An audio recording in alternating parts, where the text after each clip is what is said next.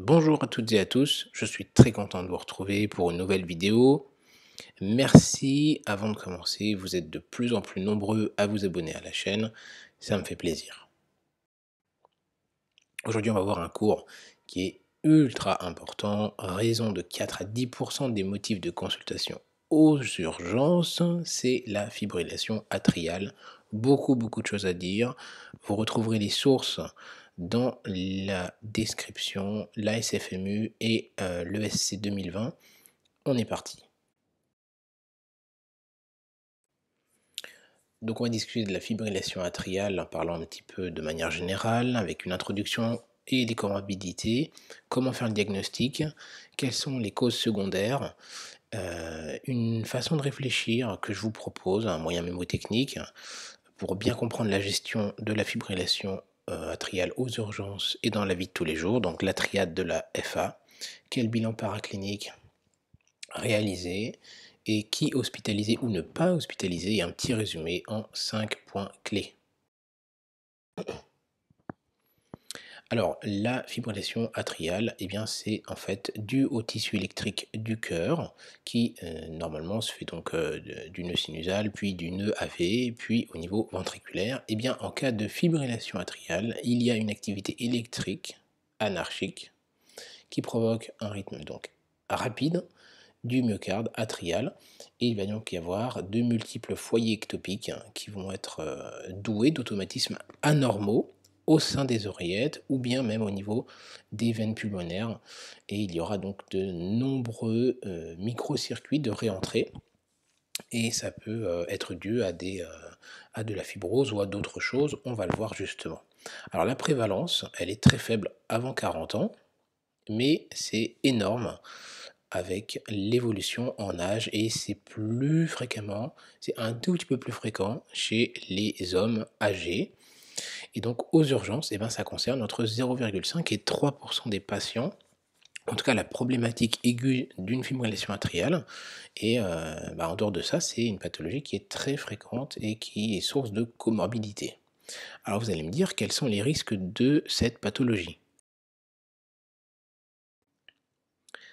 Eh bien, les formes aiguës, donc c'est-à-dire qui se présentent plutôt subitement, ou en tout cas qui se dégradent, peuvent se manifester par des symptômes comme, et bien sûr, une tachycardie, donc des palpitations qui sont ressenties par le patient avec un malaise.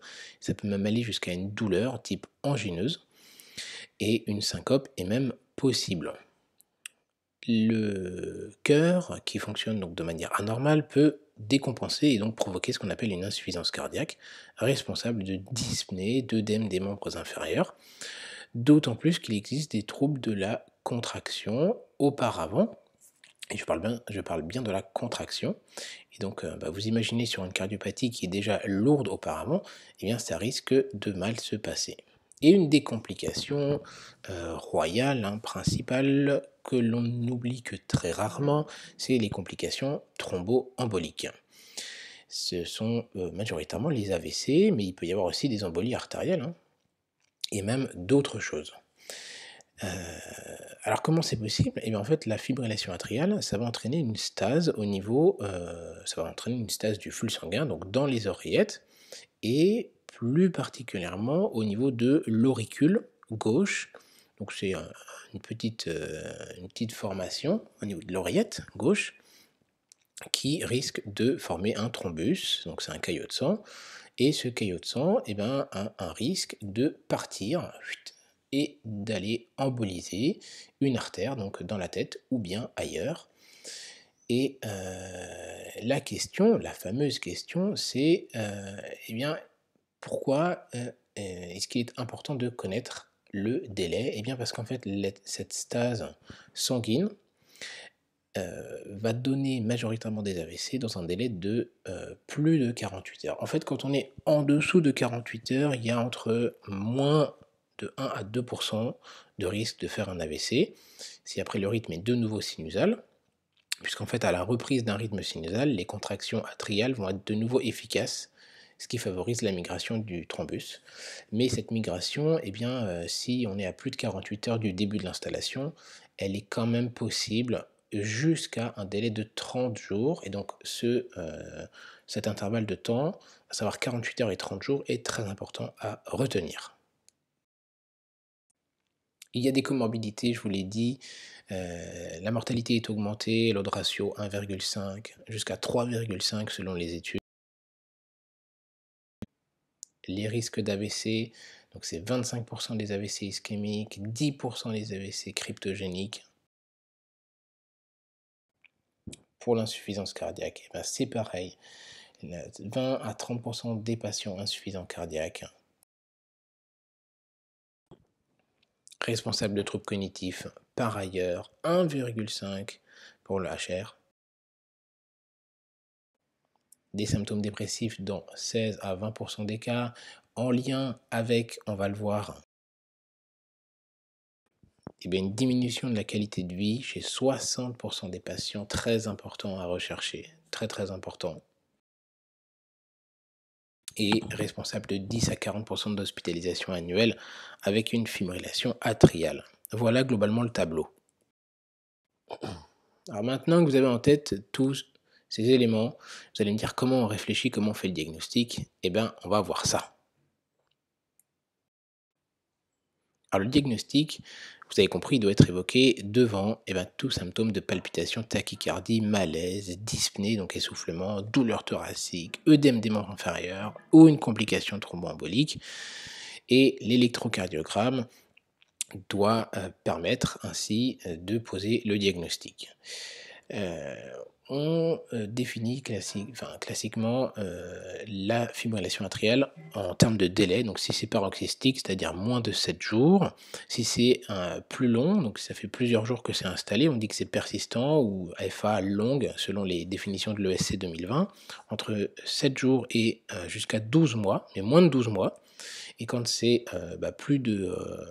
plus que ça, on dit que l'AFA est permanente. Et j'aimerais aussi vous dire un petit mot par rapport à l'ESC qui suggère de faire un ECG de manière systématique pour dépister l'AFA chez les patients à risque ou âgés. Et je pense que ça peut être intéressant aux urgences de faire ça si on a le moindre doute sur ce type de symptômes. Je vous ai parlé de l'électrocardiogramme. Eh bien oui, effectivement, c'est ce qui permet le diagnostic. Il faut une qualité d'un ECG minimale, c'est-à-dire 12 dérivations et 30 secondes, idéalement, selon les définitions. Il y a 3 critères, donc c'est l'intervalle RR, qui doit être absolument irrégulier. Absolument irrégulier, hein. Donc ça, on le voit d'autant plus sur un tracé long. Les ondes P sont non distinctes et sans relation avec les QRS. Sans relation avec les QRS. C'est-à-dire qu'il peut y avoir une onde P qui précède un QRS, mais après une onde P qui ne donne pas de QRS. C'est important comme diagnostic. Là, vous voyez, il y a une onde P qui conduit, la bleue foncée, où on peut suspecter qu'elle conduise, et puis la bleue claire, elle ne conduit pas. Donc les ondes P sont mieux vues en D1, D3 ou V1, et on peut utiliser les dérivations de Lian au cas où. Donc en fait, au lieu de mettre la dérivation supérieure droite, donc la rouge, au lieu de la mettre au niveau de l'épaule ou du poignet, on la met au niveau précordial, un peu haute, au niveau presque de V1, mais quasiment. Et la jaune, donc celle qui correspond au bras gauche, et ben on va la mettre au niveau de la partie inférieure du sternum, au niveau de la xiphoïde. Ça permet de mieux voir encore les ondes P. Et donc dernier critère, eh bien, c'est une fréquence atriale qui est irrégulière et très rapide. Très rapide. Ça peut aller jusqu'à 300. Donc vous imaginez s'il y a une conduction en 1 pour 1, eh bien, ça se passe très très mal au niveau ventriculaire. Vous voyez que la fréquence est extrêmement rapide avec les flèches qui sont rajoutées. Alors les QRS sont habituellement fins, mais ça peut être large. Ça peut être large en cas de bloc de branche ou de conduction atrioventriculaire par un faisceau accessoire. Donc ça, c'est le faisceau de Wolff-Parkinson-White, par exemple, ou d'autres encore. Et ça peut effectivement être pourvoyeur de différentiels un peu compliqués. Donc je ne rentrerai pas dans les détails, mais globalement, il y a d'autres différentiels à connaître, hein, donc comme le flutter. Je vous mets une image ici. Il y a d'autres tachycardies ventriculaires, un peu facile à dire, comme le Wolff-Parkinson-White, dont je viens d'en parler. Alors il y a exceptionnellement, tout le monde pense à une TV, si c'est à peu près régulier, pseudo-régulier, un QRS large avec un bloc, bon c'est quand même très rare, c'est des situations qui nécessitent des avis en général. Bref, donc un peu plus compliqué selon l'aspect de l'ECG. Alors super, vous avez fait le diagnostic de la fibrillation atriale, c'est très bien, c'est une bonne chose. Maintenant, comment réfléchir? Eh bien, je vous propose de trouver déjà une cause secondaire, et c'est AVC pour tout vous rappeler, c'est-à-dire donc la cause secondaire, s'il y en a une, et la traiter, discuter l'anticoagulation, la vitesse et cardioversier si nécessaire, et de cette manière-là, vous saurez comment évaluer le patient, quoi prescrire, quel bilan, etc. etc.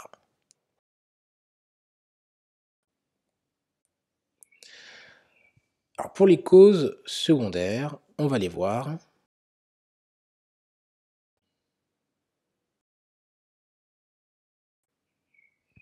L'une des premières grandes causes, c'est une modification de la tension de l'oreillette. Pourquoi je les ai classées ainsi? C'est une des propositions de classification de la SFMU que je trouve particulièrement efficace. Comme ça, on n'oublie pas. Alors, toutes les cardiopathies décompensées sous-jacentes, une hypovolémie, hein, une hypovolémie, ça modifie la tension de l'oreillette et ça peut provoquer une fibrillation atriale, un sepsis, une embolie pulmonaire, une myocardite, un épanchement, donc jusqu'à la tamponnade, hein. Une chirurgie, mais ça on l'aura en général, c'est assez évident, une valvulopathie mitrale, importante, et la cardiopathie hypertrophique du sujet âgé, eh ben, c'est la cause majoritaire avec l'hypertension artérielle. Ensuite, le système nerveux autonome qui, en raison d'une activation vagale importante ou bien adrénergique, donc une fièvre, un effort, etc. Donc une fièvre, sous-entendu aussi un état inflammatoire septique, eh bien, peut provoquer une fibrillation atriale.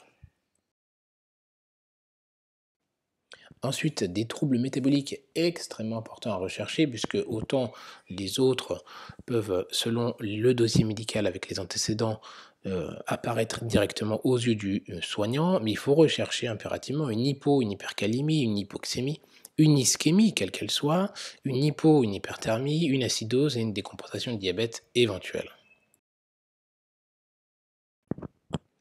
Ensuite, les toxiques, oui, très important à rechercher à l'interrogatoire, hein, mais pas que. La prise d'alcool, d'amphétamine, de cocaïne, le monoxyde de carbone, très important, mais plutôt l'hiver, hein, bien sûr. L'aminophiline, l'adrénaline, salbutamol, etc. Mais aussi la caféine. Je vous ai dit donc comment réfléchir avec une FA. Alors le moyen mnémotechnique c'est AVC, donc la cause secondaire, le AVC, donc le A pour l'anticoagulation. J'aime bien ce tableau de la SFMU puisque ça nous permet de savoir s'il faut ou pas anticoaguler notre patient. Donc la question c'est est-ce qu'il faut que prochainement on mette un traitement anticoagulant et si oui, quel type d'anticoagulant? Alors s'il y a une fibrillation atriale valvulaire, sous-entendu mitrale surtout, eh bien à ce moment-là, donc c'est valvulopathie par exemple rhumatismale ou une sténose mitrale modérée à sévère, hein, ou une prothèse valvulaire mécanique, ce qui paraît, ça ressort quand même des antécédents, donc c'est souvent évident, ou en tout cas symptomatique pour qu'on fasse une échographie cardiaque. À ce moment-là, oui, des AVK à utiliser. Dans les autres cas, il faut voir si c'est à bas risque ou à haut risque en utilisant le score, le fameux Chadvask. Et selon le résultat, donc si c'est entre 1 pour l'homme ou 2 pour la femme, il faut considérer l'anticoagulation. Considérer, ça peut être bénéfique pour le patient. Et 2 pour l'homme, donc un score à 2 pour l'homme et 3 pour la femme, effectivement c'est une indication formelle. Donc vous voyez que dans les recommandations ici de la SFMU, un peu âgées tout de même ces recommandations, mais adaptées avec le SC dont je viens vous parler, eh bien effectivement, ils mettent À partir de 1, considérez l'anticoagulation. C'est surtout, déjà avec la femme, il y a 2 points tout de suite, hein, donc c'est à considérer et à partir de 2, c'est quasiment obligatoire selon la balance bénéfice avec le Hasbled. Un petit mot rapidement, juste ça, s'il y a déjà un AVK, on peut, si c'est difficile d'équilibrer l'INR, on peut passer avec un nouvel anticoagulant oraux, enfin un nouvel, depuis des dizaines d'années qu'ils sont présents déjà. Bref. Alors, justement, je parlais des scores. Eh ben, le premier, c'est pour le risque ischémique, c'est le CHA2-VASc. Alors, le CHA2-VASc, ça reprend l'incidence annuelle d'AVC, donc c'est de moins de 1% à plus de 20. Donc, si on a le maximum, on arrive à 23% de risque d'AVC. Bon, effectivement, là, on va pas jouer quand même. Juste un petit mot, je développe rapidement, hein. Donc, selon les termes, selon les conditions, ça peut faire gagner 1 ou 2 points. Donc s'il y a une insuffisance cardiaque, une décompensation cardiaque récente, même à fraction d'éjection préservée, ça fait 1 point. Donc le C c'est pour congestion, le H c'est pour l'hypertension, contrôlée ou non, plus 1 point. L'âge, donc il y a 2 catégories, c'est 65-74 ans plus 1, et au-delà, 75 ans, c'est 2 points. Un diabète équilibré ou non, c'est 1 point. Et le S, donc ça, c'est pour stroke. Alors un événement embolique, AVC ou AIT, mais des fois on est un peu gêné parce qu'on n'a pas le diagnostic formel d'AIT ou d'AVC, parce que ça peut être trop peu séquelaire. Ça prend 2 points. Le VA pour vasculaire, soit il y a eu une infarctus, plaque athéromateuse ou AOMI, c'est pareil, cliniquement on ne l'a pas toujours, ça prend 1 point, et le sexe féminin prend 1 point. De l'autre côté, eh bien pour chaque item, ça fera 1 point, c'est-à-dire lâcheté à contrôler ou non pour le Hasbled, donc risque hémorragique, une anomalie hépatique ou rénale. Pour vous en rappeler, le A, c'est pour l'atteinte du foie, donc ABC. Hein. Atteinte du foie, B bilirubine à 2 fois la normale, cytolyse à 3 fois la normale. Comme ça, c'est ABC 1, 2, 3. Hein. L'atteinte rénale, donc c'est soit hémodialyse, transplantation ou créatinine supérieure à 200. Le S, c'est pour stroke, que ce soit ischémique ou hémorragique, sachant qu'un AVC hémorragique, c'est d'un AVC et c'est hémorragique, donc ça prend 1 point pour le stroke plus 1 point pour le bleeding. Donc ça, c'est un antécédent d'hémorragie ou d'anémie inexpliqué pour le bleeding. Un INR labile, ce qui est plus... ça paraît plus évident puisque le patient est traité, donc on va le trouver facilement. Le elderly pour l'âge, encore une fois, et le D pour drugs, donc des médicaments qui peuvent fluidifier ou qui sont à risque de perturber l'hémostase, le risque thrombotique. Donc en gros, vous l'aurez compris, il faut au moins une prise de sang, voire si nécessaire d'autres examens comme une IRM éventuellement. Donc c'est pas facile d'avoir un score, en tout cas un score CHA2-VASc et Hasbled parfaitement sûr à 100%, on va dire. Quels médicaments on utilise pour fluidifier le sang?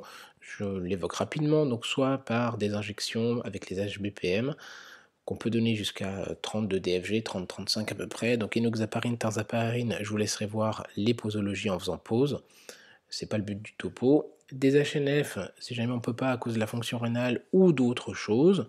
HNF, donc soit sodique, IV, objectif d'antidissa entre 0,2 et 0,6.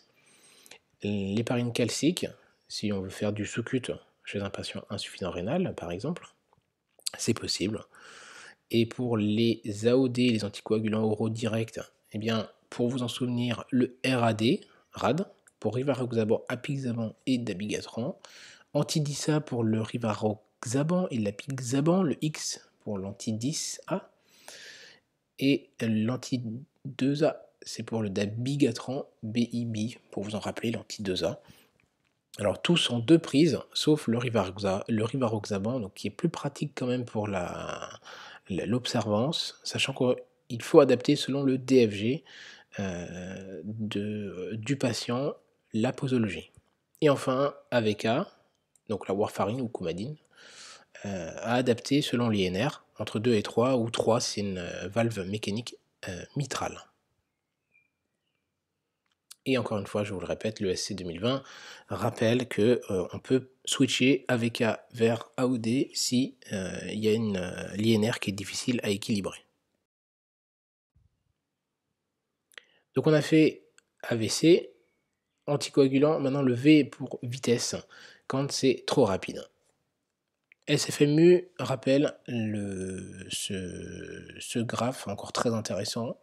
S'il y a une FA avec une fréquence supérieure à 110, parce que souvent ils arrivent à 150, 160, 180, même ça peut aller jusqu'à 200, et bien à ce moment-là, il faut voir la tolérance clinique tout d'abord, en gardant l'objectif du 110, aux urgences en tout cas, et pour le retour à domicile, 110 ce sera plutôt à l'effort, minime en tout cas. Et bien si la tolérance clinique est bonne, avec une FEVG préservée, on peut globalement un peu tout mettre. C'est uniquement si elle est altérée qu'on ne peut pas mettre d'inhibiteur calcique. On verra un petit peu après. Les médicaments et les posologies. S'il y a une insuffisance cardiaque, donc s'il est dyspnéique par exemple, ou s'il y a des œdèmes des membres inférieurs complètement décompensés, on a Nasarc, etc., ou une hypotension, bah oui, on ne met pas de bêta-bloquant ni d'inhibiteur calcique, ce sera digoxine ou amiodarone. Ne pas oublier digoxine égale dosage du potassium. Et s'il y a une hémodynamique instable, c'est une cardioversion électrique en urgence, avec comme objectif, je vous le rappelle, 110, moins de 110 de fréquence aux urgences et 80 au repos pour le domicile. Quelques médicaments. Alors la liste est longue, c'est un peu la liste à la Prévert. Bizos, qui est un bêta-bloquant, bisocé, bisoprolol, donc 1,25 en titration, lente et croissante. N'oubliez pas les bêta-1 sélectifs, les bêta-1 sélectifs très important à connaître.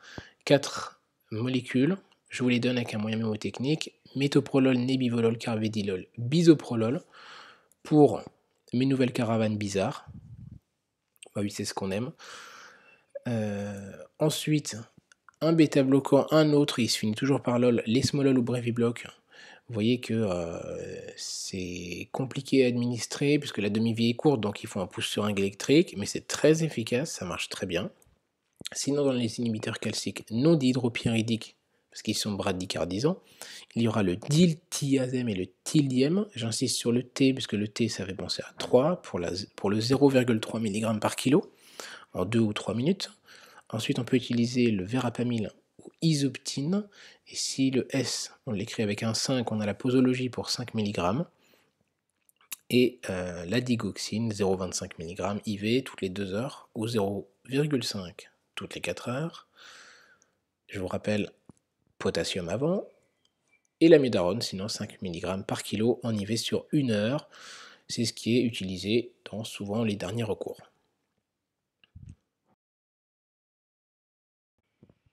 4 petites situations particulières à connaître tout de même. Donc la première, c'est en cas d'infarctus. Eh bien, on peut en gros tout utiliser comme dans l'algorithme. Ça ne change pas grand-chose. Donc si bêta-bloquant, non, s'il y a une insuffisance cardiaque. Dans ces cas-là, inhibiteur calcique non dihydropyridique. Si on ne peut pas, eh ben, digoxine. Et sinon, amiodarone, etc. En cas de faisceau accessoire, de préexcitation, donc Wolff-Parkinson-White, à ce moment-là, surtout pas de bêta-bloquant, ni d'inhibiteur calcique, ni de digoxine, ni d'adénosine. Ça, c'est contre-indiqué. Surtout mettre flecainide, donc un antiarythmique de classe 1, et l'amiodarone qui sont utilisables. On peut envisager effectivement l'ablation, qui est une très bonne indication pour cela. En cas d'atteinte pulmonaire obstructive, aiguë, puisque la BPCO se discute, mais corriger l'hypoxie surtout et l'acidose. Inhibiteur calcique, possible, non dihydropyridique bien sûr. Les bêta-1 sélectifs, oui, mais à petite dose, et si vraiment on ne peut pas, dans ces cas-là, inhibiteur calcique, quoi, ou le reste, qui est tout à fait possible.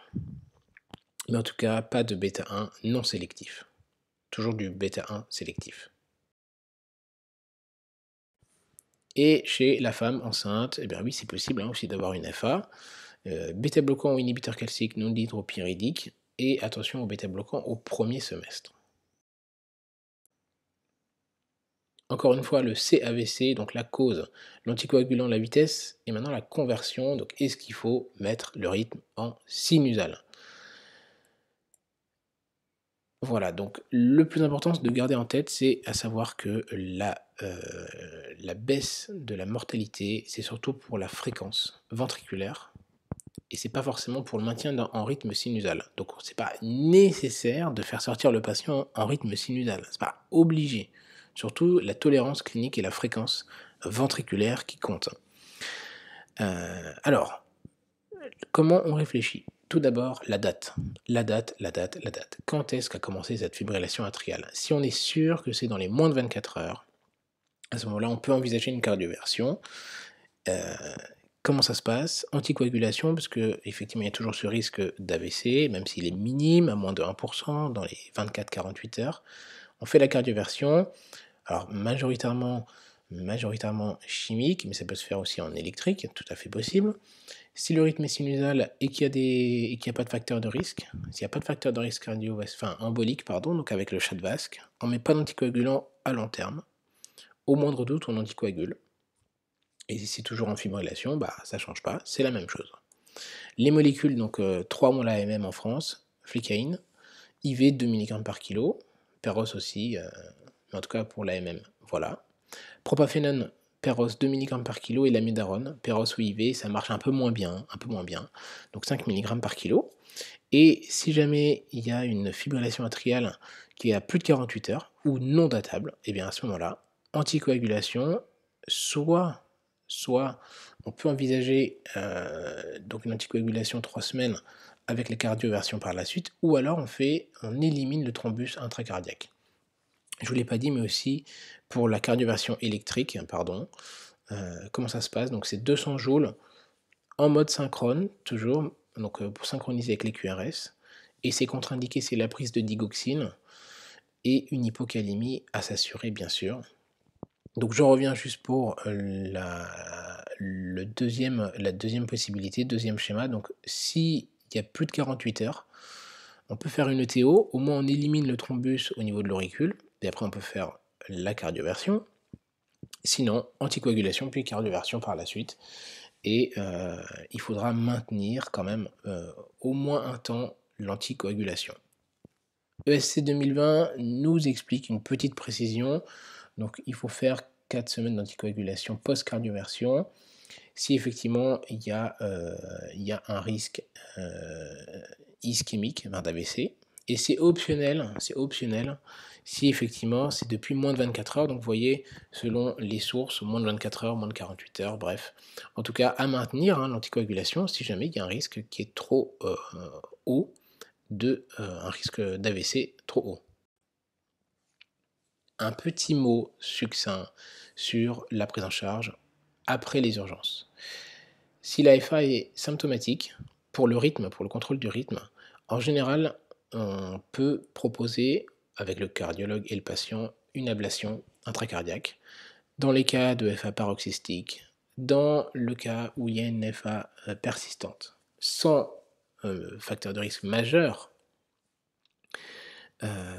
même en cas de FA persistante avec un risque majeur et en cas de FA persistante ou paroxystique, mais avec une décompensation cardiaque, souvent on peut être amené à aller vers le cathétérisme par l'ablation, donc à considérer tout de même et à garder en tête. Ensuite, un tout petit mot très rapide sur les médicaments, les antiarythmiques de manière au long cours. Parce que souvent, on voit venir aux urgences des patients qui ont des antiarythmiques, on ne sait pas trop quoi en faire. Et bien, effectivement, il y a plusieurs médicaments qui existent. En tout cas, en France, la dronédarone n'est pas prescrite. Il y a un avis défavorable pour l'AMM de ce médicament. Donc, on peut le trouver sur l'ESC 2020, mais pas en France en tout cas. Donc, flécaïnide, oui, propafénone, oui, sotalol, oui, vous voyez, indication 2B. Et l'amiodarone qui a aussi une place assez importante. Méfiez-vous surtout du QT long avec tous ces médicaments.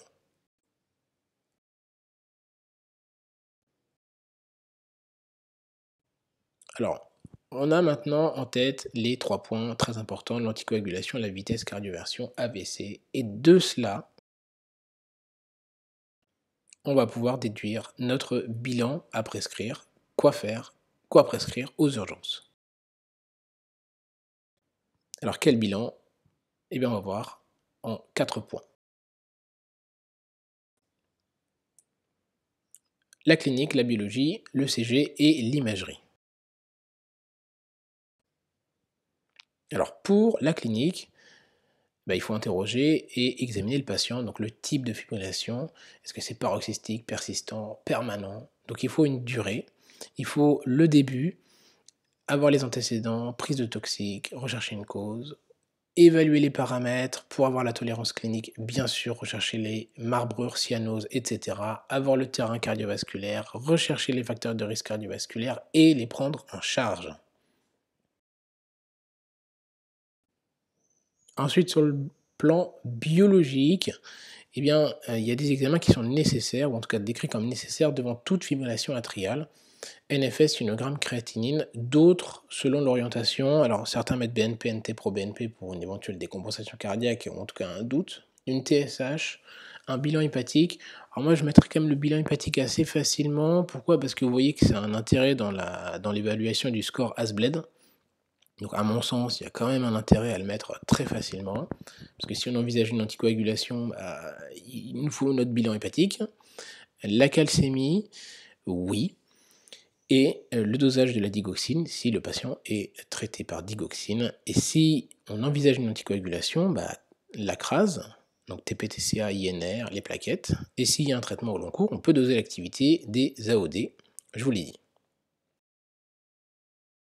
L'électrocardiogramme, eh bien, en fait, ça permet de rechercher une cardiopathie structurelle ou des séquelles d'infarctus, etc. Des aberrations de conduction, une préexcitation, une imprégnation digitale, une électrostimulation, bref, très important. Donc à évaluer, pas que pour poser le diagnostic.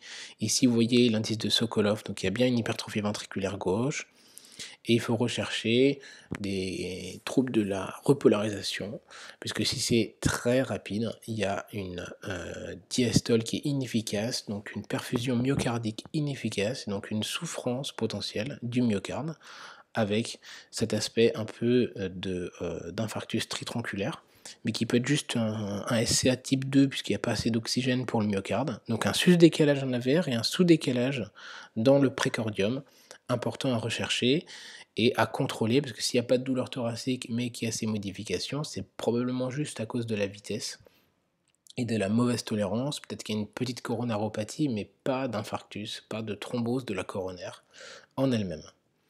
Et donc là, l'image de cette petite cupule digitalique, qui est juste une imprégnation, mais pas un signe d'intoxication. Pour l'imagerie, il y a cette échographie, la fameuse échographie cardiaque, en urgence si c'est mal toléré, et que si c'est mal toléré, parce que sinon on peut faire une échographie en ville qui permet d'évaluer la FEVG, mais aussi la taille de l'atrium. S'il n'y a pas une valvulopathie importante, vous voyez cette insuffisance mitrale avec une fraction d'éjection qui est très altérée sur l'échographie en Doppler couleur à droite. Il faut regarder aussi la fonction du cœur droit. Et bah, les 2 autres images d'échographie, en haut, c'est une cardiopathie complètement dilatée, oui, c'est un ballon carrément, et sinon, bah, en bas à gauche, on a carrément la cause, hein, avec cette tamponnade qui est majeure. Alors au final, qui hospitaliser? Puisqu'on va pas garder tous les patients, aux urgences, par exemple aux États-Unis, c'est 65 à 70 des patients qui consultent pour une fibrillation atriale qui finissent hospitalisés. Alors, il y a des critères majeurs, formels. Pour vous en rappeler, je vous propose le moyen mémotechnique DEPI. Donc, en dépit des symptômes, eh ben oui, on va quand même hospitaliser, c'est sûr. Le D, c'est pour décompensation de cardiopathie ou un doute sur un infarctus. À ce moment-là, on hospitalise. Le E, pour embolie, hémorragie, risque au niveau de la coagulation, de la crase. Oui, on va hospitaliser ou à cause de cette complication. S'il y a une préexcitation notable, un faisceau accessoire, forte chance qu'on hospitalise. S'il y a une intrication avec une autre pathologie qui nécessite une hospitalisation ou un trigger, input trigger, donc une cause secondaire évidente qui nécessite une hospitalisation, et si la tolérance est mauvaise, mais ça paraît évident tout de même. Alors après, il y a d'autres situations qui nécessitent une période de surveillance, sachant que par exemple, après une cardioversion, bah, il faut quand même le surveiller au moins 3 4 heures. Donc parfois, on peut le garder au moins sur surveillance pour voir l'efficacité du traitement. Mais parfois, on n'hospitalise pas toujours et heureusement, donc la prise en charge ambulatoire est possible, oui, si la fréquence est contrôlée. Donc je vous ai dit surtout ça avec la tolérance clinique, donc contrôle de la fréquence. Si l'anticoagulation était discutée ou adaptée, introduite en tout cas, et si la suite de la prise en charge, via une filière avec un cardiologue, a été expliquée au patient, tracée dans le dossier médical et tout a été bien compris par ce dernier. Les points clés, alors que retenir de tout ça? Pour le diagnostic de la fibrillation atriale, une suspicion, c'est un ECG de qualité, je vous l'ai dit. Deux scores à utiliser et à marquer dans le dossier médical, le CHA2-VASc et le HAS-BLED pour le risque d'AVC et le risque hémorragique. Ensuite, trois étapes dans la réflexion, donc le CAVC, donc AVC, anticoagulation, oui ou non, la vitesse qui doit être contrôlée et la conversion, cardioversion à discuter. Ensuite, il y a 4 grandes causes pour la tension, la dysautonomie, le métabolique, toutes les anomalies métaboliques et les toxiques. Il y a 5 raisons d'hospitaliser de manière d'office, hein, donc dépit. On l'a vu juste avant. Et deux dernières choses à vous dire. Pour la digoxine, encore une fois, contrôle de la calémie obligatoire. Donc on ne met pas de digoxine s'il y a une hypocalémie. Et s'il y a besoin de faire une intubation en séquence rapide pour un choc électrique, on utilise le rocuronium et pas la cellocurine, puisque c'est pourvoyeur de troubles du rythme.